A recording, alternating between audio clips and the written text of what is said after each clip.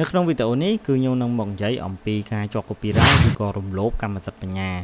ដែលវាសំខាន់សម្រាប់បងប្អូនដែលចាប់ផ្ដើមប្រឡូកនៅក្នុងវិស័យបង្កើតមាតិកាថ្មីឬក៏ជាអ្នកចង់លក់អនឡាញហើយចាប់ផ្ដើមទៅគឺមានបញ្ហាជាប់ copyright ឬក៏បារម្ភពីបញ្ហាជាប់ copyright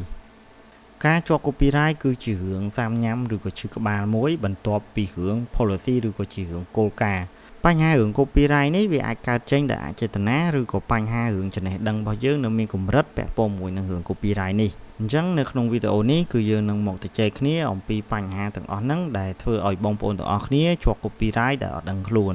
រឿងទី1គឺរឿងភ្លេង background ឬក៏ជាប់ភ្លេងនឹងតែម្ដងពេលខ្លះដូចវីដេអូរបស់ខ្ញុំអញ្ចឹងបើសិនជាខ្ញុំ record វីដេអូនេះស្រាប់តែមានបងប្អូនជិតខាងយើងគាត់ច្រៀង karaoke ឬក៏គាត់ចាក់ភ្លេងលឺៗហើយចូលនៅក្នុងវីដេអូ record របស់ខ្ញុំអញ្ចឹងវាធ្វើឲ្យវីដេអូ record របស់ខ្ញុំជាប់ភ្លេង background ឬក៏ជាប់ភ្លេង noise អញ្ចឹង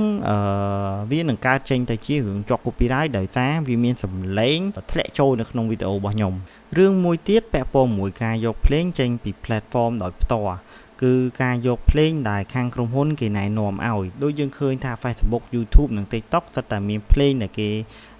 អនុញ្ញាតឲ្យយើងយកទៅប្រើប្រាស់ឡើងវិញក៏ប៉ុន្តែសម្រាប់ការយកភ្លេងយកទៅប្រើប្រាស់ឡើងវិញយើងចាប់អារម្មណ៍ឃើញថាវាមានបញ្ហាច្រើនសម្រាប់អ្នកដែលរកលុយចេញពីមាតិការបស់គាត់យើងឃើញថានៅពេលដែលគាត់ចាប់ផ្ដើមបើកពាណិជ្ជកម្មរកលុយគឺចាប់ផ្ដើមមានបញ្ហាបច្ចេកទេសរឿងចុះ copyright ឬក៏រឿងប្រើភ្លេងរបស់គេនឹងតែម្ដងបើសិនជាសម្រាប់អ្នកលក់អនឡាញយើងឃើញថាវាដូចជាអត់ទៅមានបញ្ហាក៏ប៉ុន្តែខ្ញុំកាត់រឿង TikTok ចេញដោយសារ TikTok នាពេលបច្ចុប្បន្ននេះគឺយើងអត់ទាន់រកលុយជាផ្លូវការបែបធំដុំអីនៅស្រុកខ្មែររបស់យើងទេហើយការប្រើប្រាស់ TikTok ភាគច្រើនយើងប្រើភ្លេងរបស់អ្នកប្រើប្រាស់តគ្នាឬក៏ភ្លេងដែលគេណែនាំឲ្យដែលអត់សូវជាមានបញ្ហាអីចោលទេក៏ប៉ុន្តែបញ្ហាទាំងអស់ហ្នឹងវាមានកលុកកលៈជាច្រើនដែលយើងនឹងលើកឡើងមកនិយាយក៏ប៉ុន្តែយើងសូមនិយាយនៅវីដេអូក្រោយៗតទៀតពីព្រោះថារឿងទាំងអស់ហ្នឹងវាសាមញ៉ាំខ្លាំងយើងត្រូវឆ្លងកាត់ដំណាក់កាល basic សិនចាំយើងចាប់ផ្ដើមចូលដល់លម្អិតស៊ីជម្រៅអំពីបញ្ហាទាំងអស់ហ្នឹងការជាប់ copyright មួយទៀតគឺជាការជាប់ copyright ដែលគ្រោះថ្នាក់ហើយវានឹងអាចពាក់ព័ន្ធជាមួយនឹងបញ្ហាផ្លូវច្បាប់នៅប្រទេសរបស់យើងដែរពាក់ព័ន្ធជាមួយនឹងរឿងជាប់ copyright បែបជាលក្ខណៈឧទាហរណ៍ថាអ្នកទាំងអស់គ្នាចូលទៅក្នុងរោងកុនហើយយើងថតវីដេអូហ្នឹងចេញមកវិញយើងចូលនៅក្នុងពិព័រណ៍ណាមួយដែលគេបង្ហាញអំពី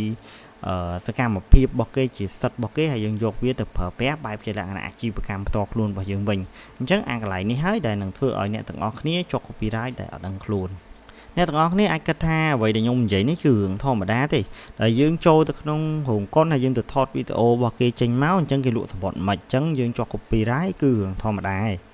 គ្រាន់តែម្ចាស់រោងកុនឬក៏ម្ចាស់ផលិតកម្មហ្នឹងអត់ប្តឹងយើងអាចថាវាជារឿងសំណាងឯងសម្រាប់យើងក៏ប៉ុន្តែពេលខ្លះយើងទៅថតសកម្មភាពនៅសាធារណៈសោះបែបជាលក្ខណៈ concert សាធារណៈមួយ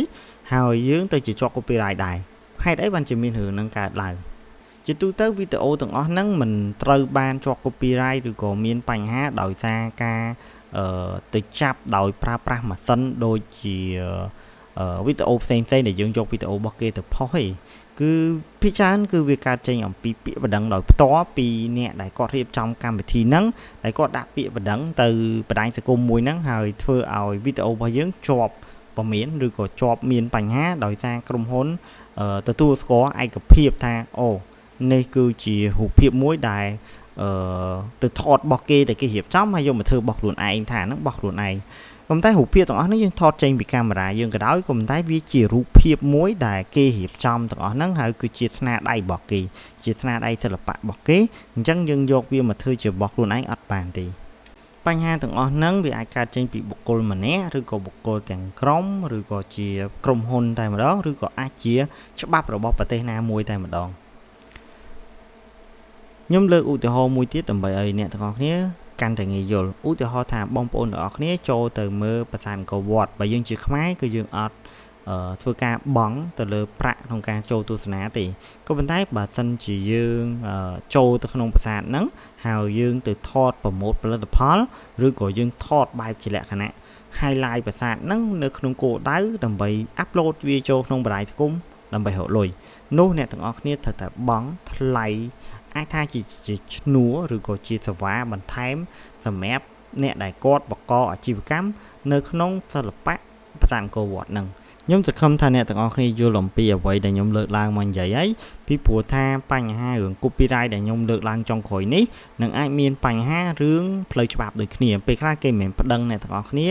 បិទវីដេអូឬក៏លុប channel អីចោលទេគឺគេប្តឹងអ្នកទាំងអស់គ្នានៅលើផ្លូវច្បាប់របស់រដ្ឋរបស់យើងតែម្ដងអញ្ចឹងពេលខ្លះគេនឹងអាចចាប់យើងហើយរដ្ឋរបស់យើងនឹងកាត់ទោសយើងដោយសារយើងរំលោភកម្មសិទ្ធិបញ្ញារបស់គេអញ្ចឹងរូបភាពទាំងអស់នេះយើងត្រូវតែប្រុងប្រយ័ត្នដែរពីព្រោះថានៅពេលដែលយើងប្រឡូកនៅក្នុងវិស័យមួយនេះយើងនឹងអាចជួបរឿងជាច្រើនរបៀបអ្នកដែលប្រឡូកនៅក្នុងវិស័យមួយនេះដែរបញ្ហារឿងជាប់ copyright នេះយើងអាចលើកជាឧទាហរណ៍បែបជាលក្ខណៈអ្នកដែលគាត់សង្ខេបរឿងឬក៏អ្នកដែលគាត់ react វីដេអូរបស់គេហើយគាត់នឹងមានបញ្ហាប្រឈមមួយគេខ្លះពាក់ព័ន្ធមួយនឹងរឿង copyright ហ្នឹងក៏ប៉ុន្តែបើសិនជាយើងនិយាយវែងឆ្ងាយទៅក៏វាហាក់បីដូចជាមិនមានអីដែលលើសអំពីរឿងជាប់ copyright ឬក៏បញ្ហាបិទ channel បិទអីរបស់យើងនឹងដែរអញ្ចឹងខ្ញុំសង្ឃឹមថាអ្នកទាំងអស់គ្នានឹងអាចយកអ្វីដែលខ្ញុំនិយាយនេះយកទៅវិភាគបំបែកវាឲ្យខ្លាយទៅជាចំណេះដឹងផ្សេងៗដើម្បីការពារអ្នកទាំងអស់គ្នាកុំឲ្យជួបបញ្ហានៅពេលដែលយើងចាប់ផ្ដើមប្រឡូកនៅក្នុងវិស័យមួយនេះពាក់ព័ន្ធមួយនឹងរឿង copyright នេះដែរអូខេយើងនឹងជួបគ្នានៅវីដេអូល្អៗផ្សេងទៀតបាយបាយ